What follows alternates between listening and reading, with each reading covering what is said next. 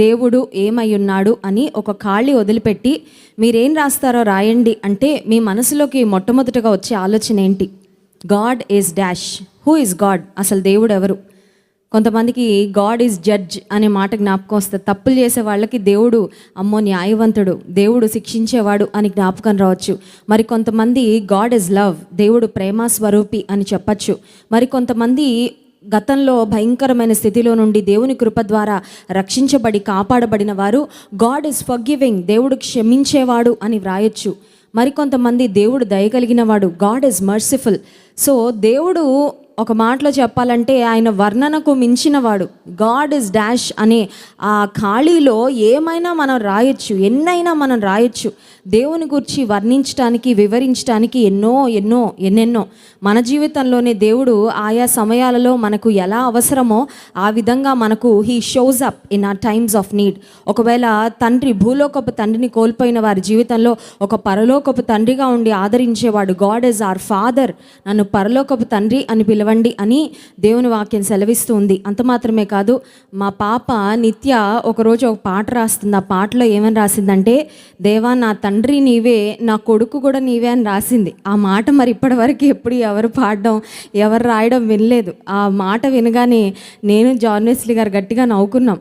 అయితే ఆ తర్వాత అనిపించింది ఆ బిడ్డ రాసిన ఆ మాట కూడా కరెక్టే అని. ఎందుకంటే మనకు శిశువు పుట్టెను, మనకు కుమారుడు అనుగ్రహించబడిన. ఈ లోకంలో ఎవరికైనా కొడుకులు లేకపోతే పుట్టిన కొడుకులు చనిపోతే, లేకపోతే కొడుకులు తల్లిదండ్రులు దిక్కుతోచని స్థితిలో విడిచిపెట్టి, నిరాదరణకరమైన స్థితిలో విడిచిపెట్టి వెళ్ళిపోతే, భయంకరమైన డ్రగ్స్కు వాటికి బానిసలైపోయి వారి జీవితాన్ని పతనావస్థలోకి తీసుకొని వెళ్ళిపోతుంటే ఆ తల్లిదండ్రులు ఏం కృంగిపోవాల్సిన అవసరం లేదు. ఎందుకంటే ఈ భూలోకంలో పుట్టిన కొడుకులు తల్లిదండ్రులను ఆదరించక పోయినా యేసుక్రీస్తు ప్రభు మన కొరకు కుమారుడుగా ఈ లోకంలో జన్మించాడు. కాబట్టి నీ కుమారుడు నీ జీవితంలో నీకు ఇవ్వలేని ఆనందం నీకు దేవుడు ఇవ్వగలడు. హల్లెలూయా. సో గాడ్ ఈజ్ డాష్, దేవుడు ఎవరు అనే మాటకు ఈ మధ్యాహ్న కాల సమయంలో వాక్యంలో నుండి ఒక మాట మీ జ్ఞాపకం చేయాలని ఆశపడుతున్నాను. రోమాపత్రిక 16వ అధ్యాయము 27వ వచనం మనం చదువుకుందాం. రోమాపత్రిక 16వ అధ్యాయము 27వ వచనం, 25, 27 వచనాలు కలిసి ఉన్నాయండి. చదువుకుందాం. 25వ వచనం. సమస్తమైన అన్యజనులు విశ్వాసమునకు విధేయులగునట్లు అనాది నుండి రహస్యముగా ఉంచబడి ఇప్పుడు ప్రత్యక్షపరచబడిన మర్మము నిత్యదేవుని ఆజ్ఞ ప్రకారము ప్రవక్తల లేఖనముల ద్వారా వారికి తెలుపబడి ఉన్నది. ఈ మర్మమును అనుసరించి ఉన్న నా సువార్త ప్రకారముగాను యేసుక్రీస్తును గూర్చిన ప్రకటన ప్రకారముగాను మిమ్మును స్థిరపరచుటకు శక్తిమంతుడు అద్వితీయ జ్ఞానవంతుడైన దేవునికి యేసుక్రీస్తు ద్వారా నిరంతరము మహిమ కలుగునుగాక. ఈ వచనం చాలా పెద్దగా ఉంది చూడండి. కొన్నిసార్లు పెద్ద వచనం చదివిన తర్వాత అసలు ఇందులో ఏముంది, అసలు ఇందులో ఏం అర్థం చేసుకోవాలి మనకు అర్థం అవదు. ఇక్కడ నేను ఆ ఆఖరు 2 లైన్స్ ఒక్కసారి మనం జ్ఞాపకం చేసుకుందాం. చూడండి 27వ వచనంలో ఆఖరు 2 లైన్లు, మిమ్మును స్థిరపరచుటకు శక్తిమంతుడును అద్వితీయ జ్ఞానవంతుడునైన దేవునికి. ఈ మధ్యాహ్న కాలం నా టాపిక్ ఏంటంటే గాడ్ ఇస్ డాష్. దేవుడు ఎవరు అంటే అద్వితీయ జ్ఞానవంతుడు. అద్వితీయ జ్ఞానం. లోకంలో జ్ఞానం కలిగిన వారు చాలామంది ఉండొచ్చు, తెలివైన వారు చాలామంది ఉండొచ్చు. ఈ ప్రపంచంలో గోల్డ్ మెడల్ సాధించే వాళ్ళు, లేకపోతే రకరకాల వస్తువులను ఆవిష్కరణలను చేసి సైంటిస్టులుగా పేర్లు తెచ్చుకున్న వారు చాలామంది ఉండొచ్చు. కానీ అద్వితీయ జ్ఞానవంతుడు, ఇంగ్లీష్ బైబిల్లో చాలా బాగుంటుంది ఆ మాట, he is the only wise God. The only wise God, only జ్ఞానవంతుడు, అద్వితీయ జ్ఞానవంతుడు ఆయన ఒక్కడేనంట. ఆయనతో సరిపోల్చదగిన జ్ఞానము ఈ ప్రపంచంలో ఎవరికీ లేదు. మనుషుల జ్ఞానం కంటే దేవుని వెర్రితనం గొప్పదని వాక్యంలో ఉంది తెలుసా అండి. ఈ భూ ప్రపంచంలో, ఈ వరల్డ్ మొత్తంలో ఉన్న మనుషులందరి జ్ఞానాన్ని ఒక ప్రక్కన పెట్టి దేవునికి అసలు వెర్రితనం లేదు. ఒకవేళ దేవుని వెర్రితనాన్ని ఇంకొక వైపు పెడితే మనుషులందరి జ్ఞానం కంటే దేవుని వెర్రితనం గొప్పదంట. అంటే మనం అర్థం చేసుకోవచ్చు దేవుని యొక్క జ్ఞానము ఎంత ఉన్నతమైనదో. ఒకవేళ మీ దగ్గరికి ఎవరైనా వచ్చి 2 బాక్సులు మీ ఎదుట పెట్టి ఈ 2 బాక్సుల్లో మీకు ఏది కావాలి, ఏదైనా మీరు ఎంచుకోవచ్చు, మీకు ఇచ్చేస్తామన్నారనుకోండి, మన నెక్స్ట్ ప్రశ్న ఏంటంటే ఆ బాక్స్లో ఏముంది అని అడుగుతా ఉన్నా కదా. ఎందుకంటే తెలుసుకోకుండా ఒకవేళ లో గ్రేడ్ది లేకపోతే తక్కువది ఎంచుకొని మళ్ళీ బాధపడతామేమో అని రెండిట్లో ఏముందండి అని అడుగుతాం. ఆ 2 బాక్సులు తీసుకొచ్చిన వ్యక్తులు ఒకవేళ ఒక బాక్స్లో మీరు ఆశిస్తున్న అన్ని ఆశీర్వాదాలు ఉన్నాయి ఒక బాక్స్లో, ఇంకొక బాక్స్లో ఏమో జ్ఞానం ఉంది. మీకు ఏది కావాలి అని అడిగితే ఏమి ఎంచుకుంటారు? One box has everything you desire and another box has wisdom. ఒక బాక్స్లో మీరు కోరుకుంటున్నవి, ఆశిస్తున్నవి, కలలు కంటున్నవి అన్నీ ఉన్నాయి. రెండో బాక్స్లో ఏమో జ్ఞానం ఉంది. ఇది కావాలా అది కావాలంటే మోస్ట్ ఆఫ్ ద పీపుల్, ఎక్కువ మంది దీన్ని ఎంచుకుంటారు. ఎందుకంటే నాకు కావాల్సినవి నాకు వచ్చేస్తే చాలు, I need what I need, నాకు కావాల్సినవి నాకు కావాలి అంతే, జ్ఞానం ఎందుకు అని అనుకుంటారు. కానీ ఒక మాట చెప్పమంటారా, మనకు కావాల్సినవన్నీ మనం పొందుకున్నాక జ్ఞానం లేకపోతే మన చేతిలోకి వచ్చిన వాటన్నిటిని కూడా మనం నష్టపరుచుకుంటాం తెలుసా.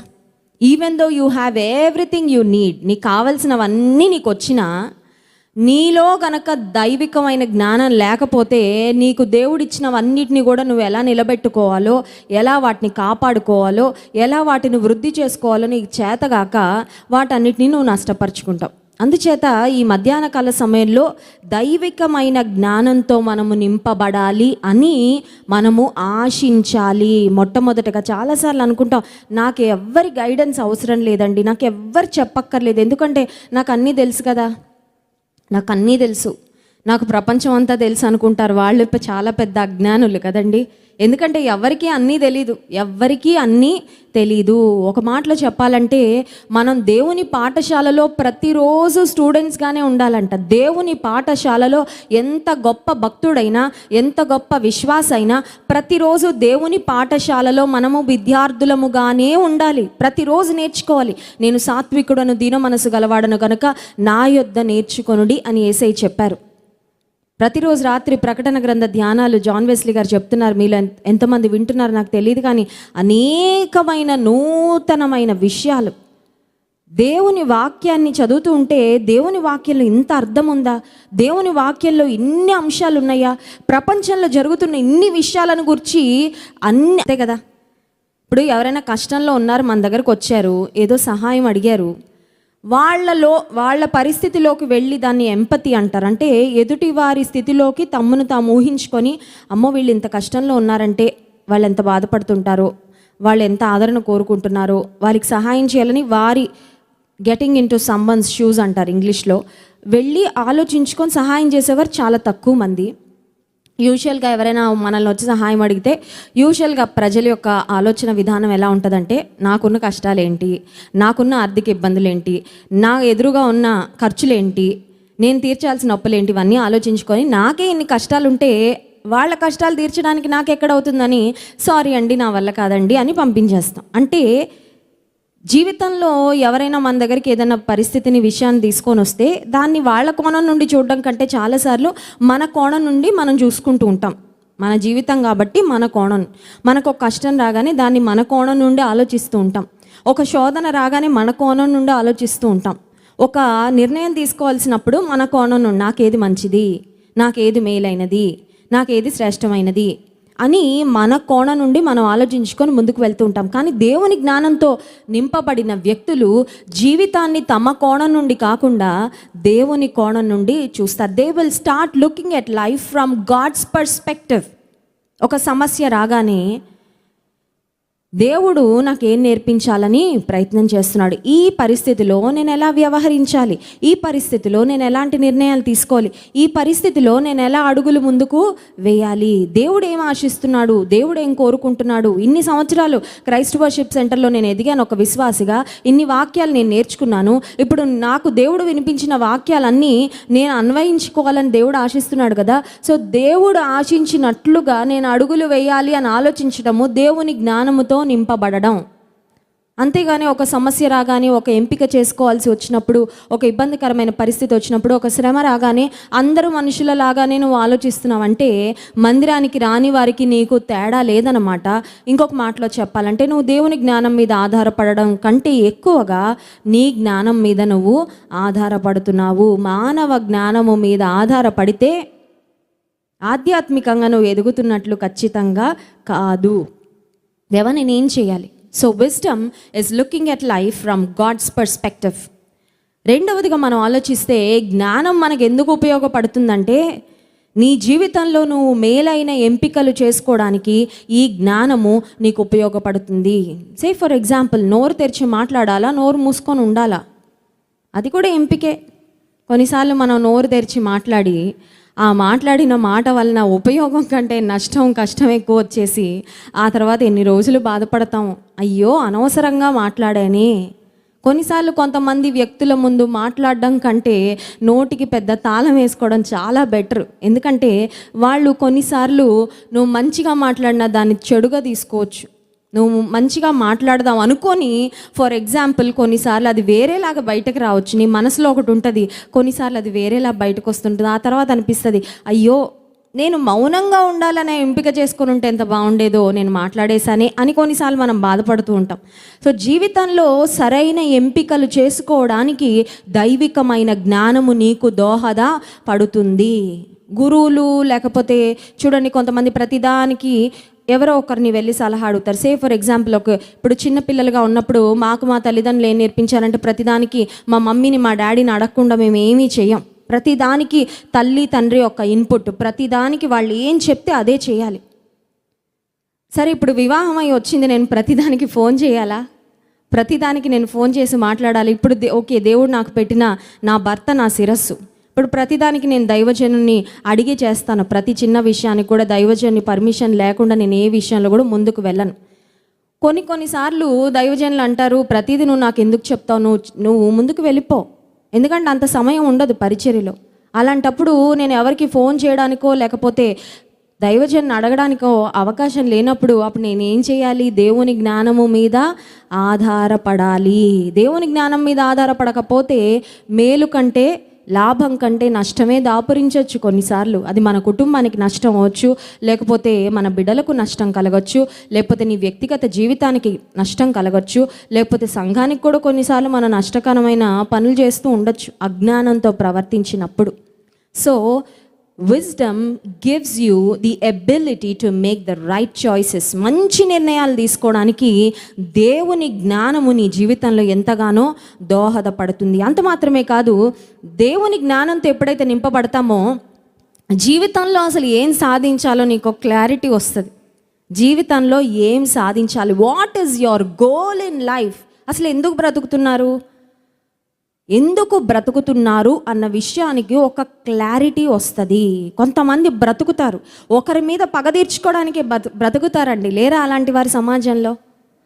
కొంతమంది ఇతరులకు ఇబ్బంది కలుగ చేయడానికే బ్రతుకుతారు. కొంతమంది ఎందుకు బ్రతుకుతున్నారంటే ఎంజాయ్ చేయడానికి బ్రతుకుతున్నాం అంటారు. విన్నారా ఆ డెఫినేషన్?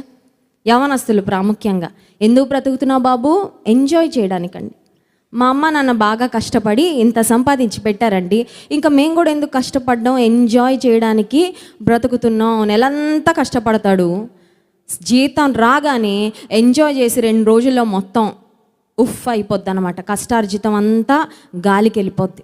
ఎంజాయ్ చేయడానికి బ్రతికేవారు కూడా చాలామంది, వ్యర్థమైన గోల్స్ పెట్టుకొని బ్రతికేవారు చాలామంది ఉన్నారు. కానీ దేవుని జ్ఞానంతో నువ్వు నింపబడితే నీ జీవితానికి ఒక మంచి గురిని నువ్వు కలిగి బ్రతకడానికి నీకు దేవుని జ్ఞానము ఎంతగానో ఉపయోగపడుతుంది. కొంతమంది జీవితంలో తప్పుడు AIIMS, wrong goals, wrong target పెట్టుకొని వాటిని సాధించే క్రమంలో వారు నష్టపోతూ ఇతరులను నష్టపరుస్తూ వారి జీవితం ఒక మాటలో చెప్పాలంటే, కొంతమంది పోయాక ఏడ్చేవారు ఎవరు ఉండరండి. కొంతమంది పోయాక ఏడ్చేవారు ఎవ్వరు ఉండరు, ఎందుకంటే వాళ్ళు ఎవరికీ ప్రయోజనకరంగా బ్రతకలేదు కాబట్టి. సో దేవుని జ్ఞానంతో మనం నింపబడినప్పుడు దేవుని జ్ఞానము సరైన నిర్ణయాలు మనం తీసుకోవడానికి, సరైన గురి మన జీవితంలో కలిగి ఉండడానికి మనకు దోహదపడుతుంది. దేవుని వాక్యంలో నుండి దావీదు జీవితంలో ఒక్క అనుభవం మీకు చూపించి ఆ తర్వాత వెంటనే మనం స్తుతి ఆరాధనలోనికి వెళ్తాం. 1 సమూయేలు గ్రంథం 17వ అధ్యాయము మనందరికీ చాలా familiar chapter in the Bible. But దేవుని వాక్యము నిత్యనూతనమైనది కనుక ఈ భాగంలో మరికొన్ని ప్రాముఖ్యమైన విషయాలు దేవుడు మనకు జ్ఞాపకం చేస్తున్నాడు. 1 సమూయేలు గ్రంథము 17వ అధ్యాయము 13వ వచనం. అయితే యెష్షయి యొక్క 3 పెద్ద కుమారులు సౌలు వెంటను పోయియుండిరి. యుద్ధమునకు సౌలు వెంటను పోయుండిరి. యుద్ధమునకు పోయిన అతని ముగ్గురు కుమారుల పేర్లు ఏవనగా జ్యేష్ఠుడు ఏలియాబు, రెండవ వాడు అబీనాదాబు, మూడవ వాడు షమ్మా. ఆ తర్వాత దావీదు కనిష్ఠుడు అనే మాట కూడా వాక్యంలో మనం చూస్తున్నాం. సో అన్నలు ముగ్గురు ఆర్మీలో ఉన్నారు. దావీదునేమో గొర్రెల దగ్గర పెట్టాడు తండ్రి. అది భూలోకపు తండ్రి దావీదు కొరకు చేసిన ఎంపిక. వీడి బలము, వీడి సామర్థ్యము, వీడి జ్ఞానము గొర్రెలు కాయడానికి బాగా ఉపయోగపడుతుంది, కానీ యుద్ధంలోకి అంత ఉపయోగపడదని భూలోకపు తండ్రి అంచనా వేశాడు. ఒక మాట మీకు చెప్పనా, మనుషులు నిన్ను గూర్చి వేసే అంచనాలు ఎప్పుడు దేవుడు నిన్ను గూర్చి చేసే అంచనాల కంటే చాలా హీనంగా, చాలా లీస్ట్గా ఉంటాయి అనడానికి దావీదు జీవితంలో ఈ సంఘటన ఒక పెద్ద నిదర్శనం. మనుషులు మన గూర్చి వేసే అంచనాలు ఎప్పుడు దేవుని అంచనాల కంటే చాలా తక్కువగా, చాలా ఇన్ఫీరియర్గా, చాలా హీనంగా ఉంటాయి అనడానికి ఇది ఒక సాదృశ్యం. దావీదులో దేవుడు ఎంత కేపబిలిటీ పెట్టాడు, ఎంత శక్తిని, బలాన్ని, జ్ఞానాన్ని, ఎంత కృపను దేవుడు దావీదుకి ఇచ్చాడంటే రాజ్యాన్ని 40 సంవత్సరాలు పరిపాలించే అంత దేవుడు దావీదులో పెట్టుంటే భూలోకపు తండ్రి అనుకుంటున్నాడు, గొర్రెలు కాయడానికి తప్ప నువ్వెందుకు పనికి రావు. అయితే దావీదును మనం గమనించినట్లయితే తన తండ్రి అప్పగించిన పనిని నమ్మకంగా చేసుకుంటూ వచ్చాడండి. ఒక మాటలో చెప్పాలంటే David was behind the scene. నేను మనుషుల ముందుకు వెళ్ళాలి, నన్ను నేను ప్రదర్శించుకోవాలి, అందరు నన్ను చూడాలి, పొగడాలి, ఇలాంటి ఆశలు లేవు దావీదులు. నిజంగా నువ్వు దేవుని వెంబడించే వ్యక్తివైతే నువ్వు నిన్ను నీవు చూపించుకోవడానికి ఇష్టపడవు. ఎందుకంటే దేవుడు నిన్ను వెలుగులోకి తెచ్చిన రోజు తెస్తాడు. ఆయన ఉద్దేశ ప్రకారం, ఆయన చిత్త ప్రకారంగా నిన్ను నువ్వు కనపరుచుకోవడానికి నీకు ఎటువంటి ఇంట్రెస్టు ఉండదు. దావీదు లోపల మరి బాధపడ్డాడు ఏమో మనకు తెలీదు. తండ్రి చెప్పిన పనిని మాత్రం చేస్తూ వచ్చాడు. తండ్రి గీసిన గీతను జవదాటకుండా ఉన్నాడు. తండ్రితో గొడవ పెట్టుకొని నన్నెందుకు పంపించావు నువ్వు ఆర్మీకి. చూడండి, కొంతమంది ప్రతి దానికి తల్లిదండ్రుల మీద రివర్స్ అయిపోతూ ఉంటారు. It's a curse. గమనించండి, శాపం వస్తుంది. ఎందుకంటే దేవుని వాక్యం సెలవిస్తుంది, నీ దేవుడైన యెహోవా నీకు అనుగ్రహించు దేశంలో దీర్ఘాయుష్మంతుడు వగునట్లు నీ తల్లిని, నీ తండ్రిని సన్మానించు. తల్లిదండ్రులు లెక్క లేకుండా మాట్లాడేవారు, అవమానకరంగా మాట్లాడి, ఏం సంపాదించి పెట్టారు, నువ్వు సంపాదించుకోలేవా? నీకు చేతులు కాళ్ళు లేవా? తెలివి లేదా? జ్ఞానం లేదా? బలం లేదా? సమయం లేదా? నిన్ను పెంచి పెద్ద చేశారు, చాలు బతుకు నీ బ్రతుకు. కొంతమంది తల్లిదండ్రులను వాళ్ళ స్నేహితులను చూసి, వాడు ఈ పర్సులో ఇంత డబ్బులు ఉంటాయి నాన్న, వాడికి ఈ బైక్ ఉంటుంది, ఆ బైక్ ఉంటుంది, నువ్వెందుకు కొనియవు, నాకు నువ్వెందుకు ఇవ్వవు డబ్బులు అని తల్లిదండ్రులను ఎంత తూలనగా మాట్లాడేవారు లేరంటారండి ఈ సమాజంలో. దేవుడు నీకు ఇచ్చిన తల్లిదండ్రులు నేను కన్నారు, పెంచారు, ఇంత స్థితికి తెచ్చారు. దేవుని మార్గాన్ని నీకు బోధిస్తున్నారు, చక్కని మందిరానికి నిన్ను నడిపిస్తున్నారు. Be thankful. దాన్ని బట్టి కృతజ్ఞత కలిగి ఉండు. నువ్వు షైన్ అవ్వంతే. నీలో దేవుడు పెట్టిన పొటెన్షియల్ కష్టపడి పనిచేయి. శ్రద్ధ గలవాడు ఐశ్వర్యవంతుడు అవుతాడు. నువ్వు శ్రద్ధ కలిగి పనిచేయి, నిన్ను దేవుడు ఉన్నతమైన స్థితికి తీసుకొస్తాడు. కానీ తల్లిదండ్రుల మీద అవమానకరంగా మాట్లాడడము బైబిల్ ప్రకారం ఇట్స్ అ కర్స్, శాపము. దావీదు తండ్రిని కానీ తన ఇంట్లో పెద్దవారిని కానీ ఎక్కడ ధిక్కరించినట్లు మనకు కనబడదండి. He was so humble, he was so simple, very sincere in his work, very faithful. నమ్మకస్తుడుగా ఉన్నాడు, పనిలో యథార్థవంతుడుగా ఉన్నాడు. తండ్రి అప్పగించిన పనిని, చెప్పిన పనిని చెప్పినట్లు చేస్తూ వచ్చాడు. ఒకానొక సమయం వచ్చింది, తండ్రి పంపించాడు అన్నల దగ్గరకు వెళ్ళమని. వెళ్ళాడు. వెళ్ళిన తర్వాత 10 జున్నుగడ్డలు తీసుకొని పోయి ఇచ్చిరమ్మని తండ్రి పంపించాడంట. వెళ్ళిన సమయంలో తన సహోదరులను కలవడం జరిగింది. చూడండి 28వ వచనం. అతడు వారితో మాటలాడునది అతని పెద్దన్నయ్యకు ఏలియాబునకు వినబడగా ఏలియాబునకు దావీదు మీద కోపము వచ్చి అతనితో నీవిక్కడికి ఎందుకు వచ్చితివి? అరణ్యములోని ఆ చిన్న గొర్రె మందను ఎవరి వశము చేసితివి? నీ గర్వమును నీ హృదయపు చెడుతనమును నేను ఎరుగుదును. యుద్ధము చూచుటకే కదా నీవు వచ్చితివి. యుద్ధము చూచుటకే కదా. ఎన్ని మాటలండి. ఒక్క మాట, దావీదు పరిస్థితిలో ఒక్కసారి మనల్ని మనం ఊహించుకుంటే ఎన్ని మాటలు అంటున్నాడో. ఒక మాటలో చెప్పాలంటే ఏలియాబు మాట్లాడుతున్న మాటలు ఒక బుల్లెట్ గన్లోంచి బుల్లెట్స్ ఒకదాని తర్వాత ఒకటి స్పీడ్గా వచ్చి తగులుతున్నాయి దావీదుకి. ఫస్ట్ థింగ్ కోపంగా మాట్లాడాడంట. దావీదు దేవుని హృదయానుసారుడు అంటే ఊరికే అనలేదండి. దేవుని వాక్యంలో దావీదు దేవుని హృదయానుసారుడని ఊరికే అనలేదు. దావీదులో ఉన్న స్వభావము, దావీదు యొక్క హృదయం నుండి మనం చాలా నేర్చుకోవాలి. ఫస్ట్ థింగ్, ఇందాక మనం చూసాము, చాలా నమ్మకస్తుడుగా ఉన్నాడు. తండ్రి చెప్పిన పనిని చెప్పినట్లు చేశాడు. తండ్రి మాటను జవదాటలేదు, ధిక్కరించలేదు, గర్విష్ఠిగా ప్రవర్తించలేదు. ఇక్కడ మనం చూస్తున్నాం, అన్నకి కోపం రాగానే నీ కోపం వస్తే నాకు లేదా కోపం, నాకు కూడా రెడీగా ఉంటుందని కోపం చూపించలేదండి. చాలాసార్లు మనం ఎవరైనా మన మీద కోపించగానే మనలో వచ్చే ఇమ్మీడియట్ రియాక్షన్ ఏంటంటే కోపం ఎలా అంటే ఎదుటి వ్యక్తిలో అలా కొంచెం కనబడుతుండగానే మన కోపం కూడా రెడీ అయిపోద్ది లోపల కదండి. కోపం కొరకు మనం ఏం పెద్ద కష్టపడక్కర్లేదు. కోపం రావడానికి, శాంతంగా ఉండడానికి, పీస్ఫుల్గా ఉండడానికి, నీ కూల్ను మెయింటైన్ చేసుకోవడానికి చాలా కష్టపడాలి. కానీ కోపం రావడానికి ఇట్ టేక్స్ నో ఎఫర్ట్, ఏ కష్టం అక్కర్లా, అలా వచ్చేస్తుంది కోపం అంతే. అన్న కోపంగా చూస్తున్నాడు. దావీదు చాలా మాట్లాడచ్చు. ఏం మాట్లాడచ్చు తెలుసా? మిమ్మల్ని, మీకు ఆహారం ఇవ్వమని పంపించాడన్న తండ్రి, మీకు మేలుకరంగా ఉండాలని అంత దూరం నుండి నేను వచ్చాను. I came to be a blessing, మీకు ఆశీర్వాదకరంగా ఉండాలని నేను వచ్చాను. నువ్వేంటి ఇలా మాట్లాడుతున్నావు? ఏమీ ఎదురు సమాధానం చెప్పట్లేదండి. ఏలియాబు దావీదు మీద కోపము వచ్చి, సో మొదటిది ఏలియాబులో కోపం వచ్చింది. రెండవది, నువ్వు ఎందుకు ఇక్కడికి వచ్చావంటే తెలీదా ఏలియాబుకి? జున్నుగడ్డలన్నీ పట్టుకొస్తే బాగా తిన్నారు కదా, అన్నలందరూ చక్కగా తిన్నారా? ఇంటి నుండి స్నాక్స్ చూడండి, హాస్టల్లో ఉంటే ఇంటి నుండి స్నాక్స్ రాగానే ఎంత ఆరాటం, ఎంత ఆనందం. అబ్బా, ఇంటి వంట, అమ్మ చేతి వంట ఎంత టేస్టీగా ఉంటుంది, హ్యాపీగా తింటాం.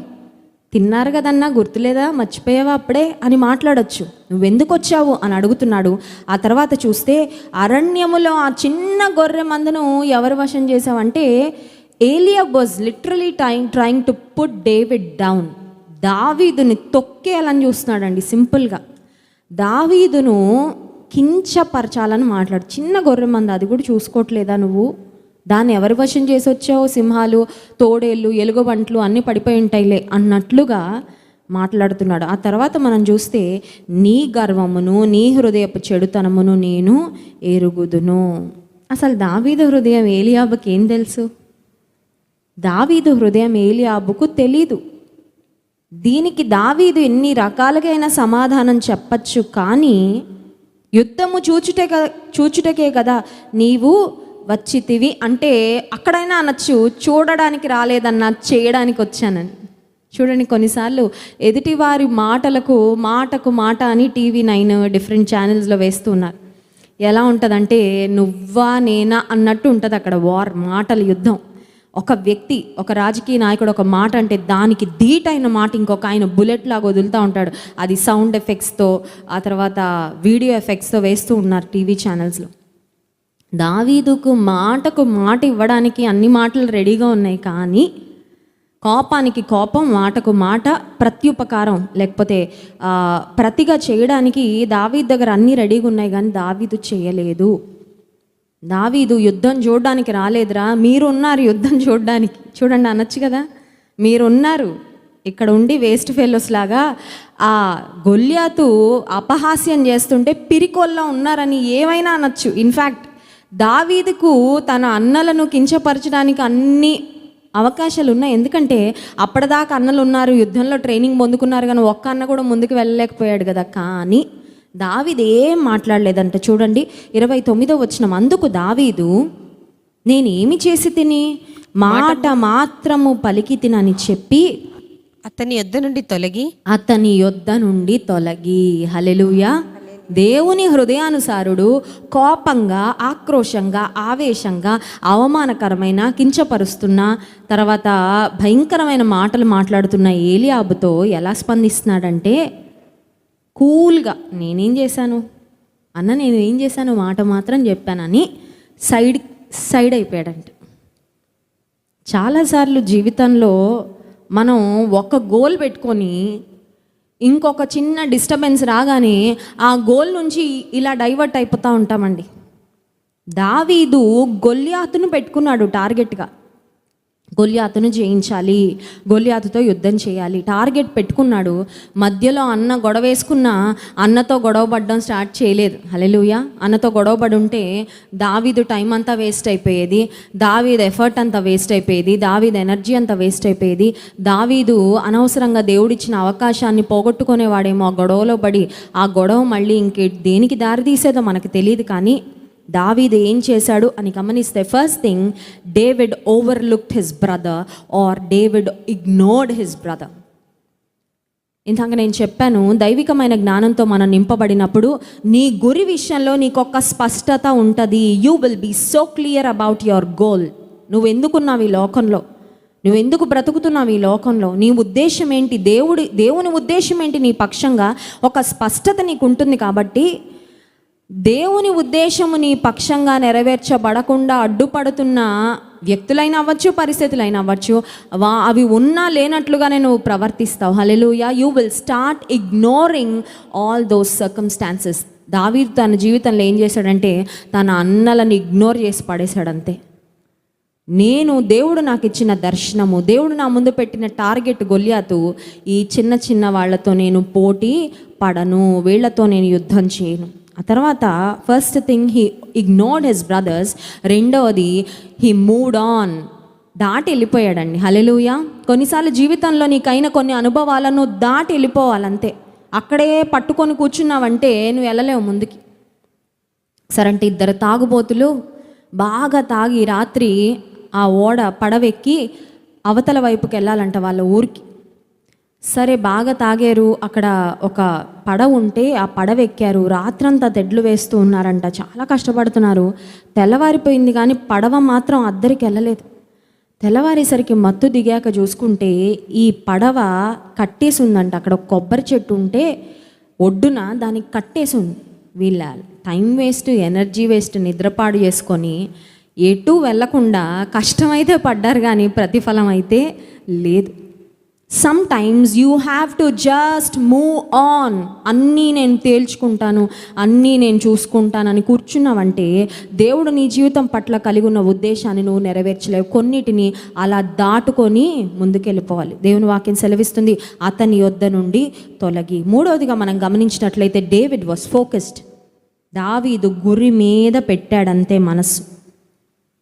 ఇంత గొప్ప సాక్షి సమూహము మేఘము వలె మనల్ని ఆవరించినందున హెబ్రీ పత్రిక 12వ అధ్యాయం 1వ వచనం చూడండి. హెబ్రీ పత్రిక 12వ అధ్యాయము 1వ వచనం. కాబట్టి సహోదరులారా, 12వ అధ్యాయం 1వ వచనం, ఇంత గొప్ప సాక్షి సమూహము మేఘము వలె మనల్ని ఆవరించి ఉన్నందున మనము సులువుగా చిక్కులు పెట్టు పాపమును విడిచిపెట్టి విశ్వాసమునకు కర్తయు దానిని కొనసాగించు వాడు నేను యేసు వైపు చూచుచు మన ఎదుట ఉంచబడిన పందెములో ఓపికతో పరిగెత్తుదము.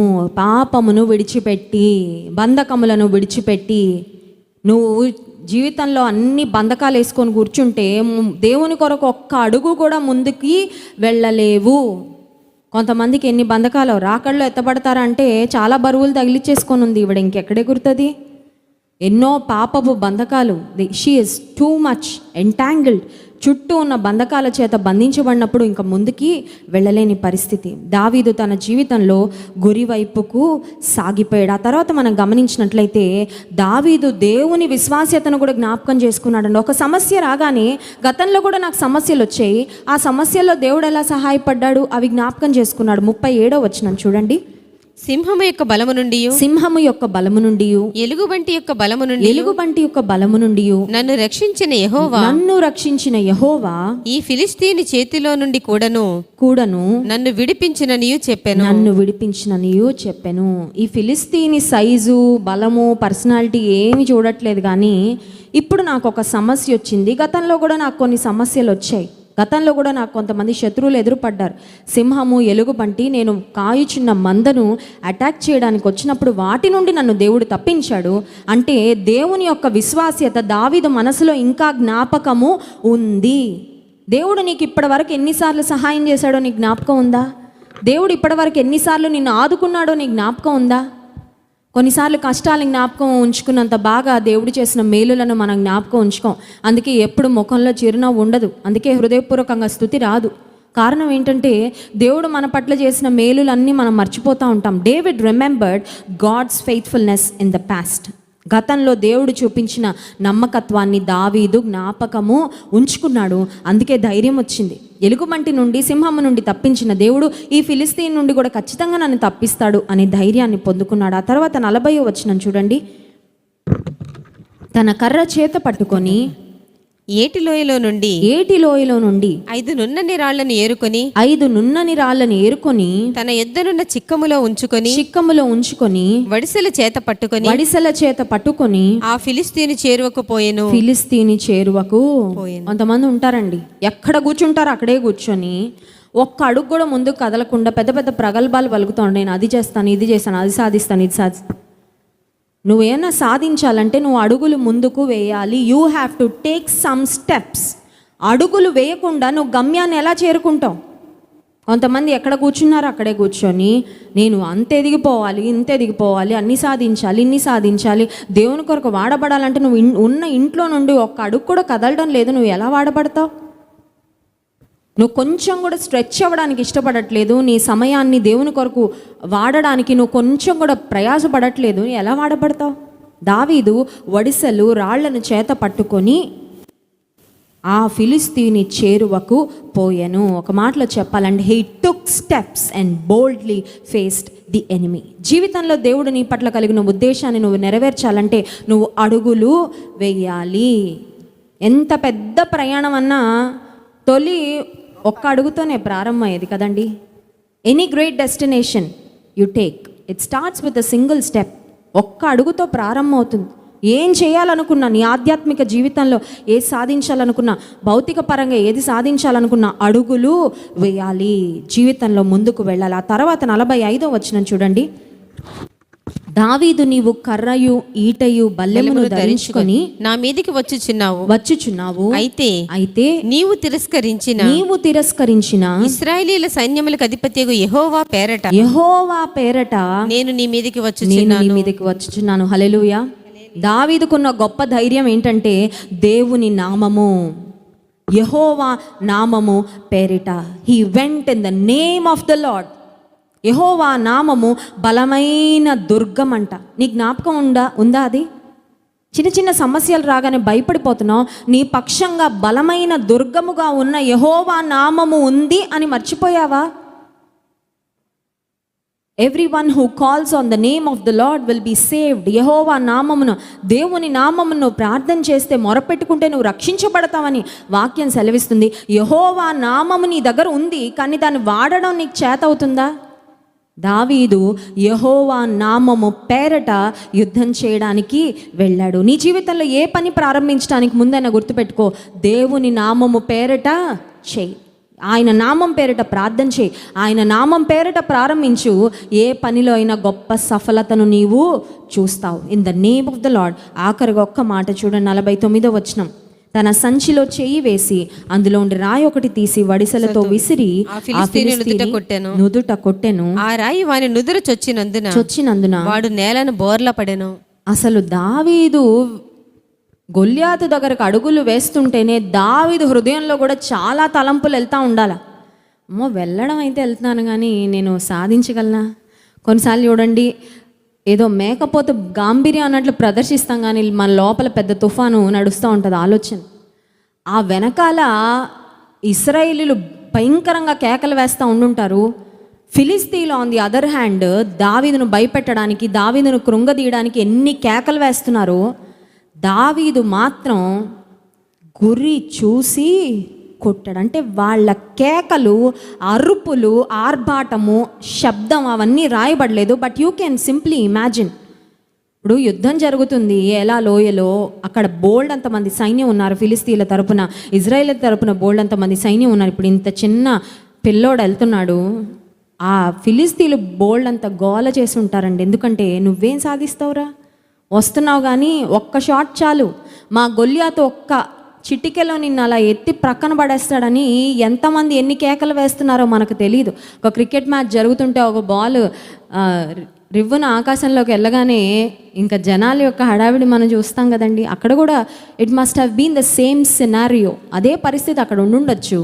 కానీ కేకలు, అరుపులు ఏమీ పట్టించుకోలేదు. గురి చూసి కొట్టాడు. నీ జీవితంలో కూడా దేవుడు నీ పట్ల కలిగిన ఉద్దేశాన్ని నీ గురిగా నువ్వు కలిగి ఉండాలంతే. మాట్లాడే వాళ్ళు చాలామంది ఉండొచ్చు. నిన్ను నిరాశపరచాలని ప్రయత్నం చేసేవారు చాలామంది ఉండొచ్చు. నిన్ను అపహాస్యం చేసేవారు చాలామంది ఉండొచ్చు. నిన్ను అవమానకరంగా మాట్లాడేవారు చాలామంది ఉండొచ్చు. నిన్ను కృంగదీసేవారు చాలామంది ఉండొచ్చు. అవన్నిటిని నువ్వు చూస్తా కూర్చున్నావంటే నీ జీవితం పట్ల దేవునికి కలిగిన ఉద్దేశాన్ని నువ్వు ఎప్పటికీ నెరవేర్చలేవు. Keep focusing on your goal. ఉదయకాల సమయంలో అద్వితీయ జ్ఞానవంతుడైన దేవుని గురించి మనం ధ్యానం చేశాము. దైవిక జ్ఞానంతో మనం నింపబడినప్పుడు ఏ విధంగా మన జీవితంలో సరైన నిర్ణయాలు మనం తీసుకుంటామో, ఏ విధంగా మన జీవితం పట్ల దేవుడు కలిగిన ఉద్దేశాన్ని మనం నెరవేర్చగలమో చూసాము. 52వ వచనంలో ఉంటుంది. అవన్నీ చదవడానికి సమయం లేదు, కానీ ఇశ్రాయేలీయులు జయము జయమని కేకలు వేశారంట. అప్పటి వరకు ఇంకో రకంగా కేకలు వేసిన ప్రజలందరూ ఒక్కసారిగా ఆ వాతావరణం అంతా మారిపోయింది. దేవుని ప్రజల్లో గొప్ప సంతోషం, ఆనందము, ఆర్భాటము, కేకలు, విజయోత్సవం ఎందుకు వచ్చిందంటే ఒక్క బాలుడు, ఒక్క యవనస్తుడు దేవుని పక్షముగా నిలబడినందుకు. నీ కుటుంబంలో నీకు జయం రావాలంటే, నీ కుటుంబంలో ఉన్న వారందరూ ఆశీర్వాదం పొందాలంటే ముందు నువ్వు ఒక్కదానివి నిలబడు దేవుని కొరకు. You stand for the lord. నువ్వు ఒక్కడవి నిలబడు. కొన్నిసార్లు అనుకున్నా అందరం కలిపి నిలబడదాం. ముందు నువ్వు నిలబడు. ఫస్ట్ ముందు నువ్వు స్థిరంగా ఉండు. ముందు నీ జీవితంలో ఒక గురిని, గమ్యాన్ని కలిగి ఉండు. ఆ తర్వాత నేను నా ఇంటి వారిని యెహోవాను సేవించెదము. ఈ మధ్యాహ్న కాల సమయంలో దేవుడు మనతో మాట్లాడాడు. నీ జీవితంలో ఎటువంటి గురి నువ్వు కలిగి ఉన్నవి? నీ జీవితంలో ఎటువంటి నిర్ణయాలు తీసుకుంటున్నావు? చిన్న చిన్న వాటిగా నిరాశపడిపోయి, కృంగిపోయి, ఇక జీవితంలో ఏది సాధించలేనండి, నా ప్రార్థనలకు జవాబు రావట్లేదని కృంగిపోతున్నావా? యెహోవా నామము పేరట నువ్వు ఏ కార్యం చేసినా ఆ కార్యంలో దేవుడు నీకు సఫలతను, ఆశీర్వాదాన్ని అనుగ్రహిస్తాడు. కళ్ళు మూసుకోండి, ప్రార్థన చేసుకుందాం. పరిశుద్ధ ప్రేమ కలిగిన తండ్రి, నీకు స్తోత్రాలు. నీ వాక్యం ద్వారా మీరు మాతో మాట్లాడినందుకు వందనాలు ప్రభువా. ఈ మధ్యాహ్న కాల సమయంలో ఉపవాస ప్రార్థనలో ఎంతమంది అయితే పాలు పొందుతున్నారో మమ్మల్ని అందరినీ నీ చేతులకు అప్పగిస్తున్నామయ్యా. అద్వితీయ జ్ఞానవంతుడు అని నీ వాక్యంలో వ్రాయబడింది. నీ దైవికమైన జ్ఞానంతో మమ్మల్ని మీరు నింపండి ప్రభా. నిజమే నాయన, ఈ లోకంలో మేము బ్రతకాలంటే నీ జ్ఞానము మాకు సమృద్ధిగా కావాలి ప్రభా. నీ జ్ఞానముతో మమ్మల్ని నింపండి. నీ సహాయం మాకు అనుగ్రహించండి అయ్యా. ఈ లోకంలో శోధనలు, శ్రమలు, అవమానాలు, నిందలు వేటిని లెక్క చేయకుండా ప్రభా, దావీదు ఏ విధంగా రోషము కలిగి నీ కొరకు అడుగులు వేస్తూ తన గురిని చేరుకున్నాడు, నీ నామానికి గొప్ప మహిమను తీసుకొచ్చాడు ప్రభా. మా ద్వారా, మా జీవితాల ద్వారా, మా కుటుంబాల ద్వారా నీ నామానికి మహిమ రావాలి ప్రభా. శత్రువుకు అవమానము, సిగ్గు మీరు కలుగచేయండి. నీ నామానికి మహిమ తెచ్చుకోండి. యేసు నామమున ప్రార్థిస్తున్నాము తండ్రి, ఆమేన్.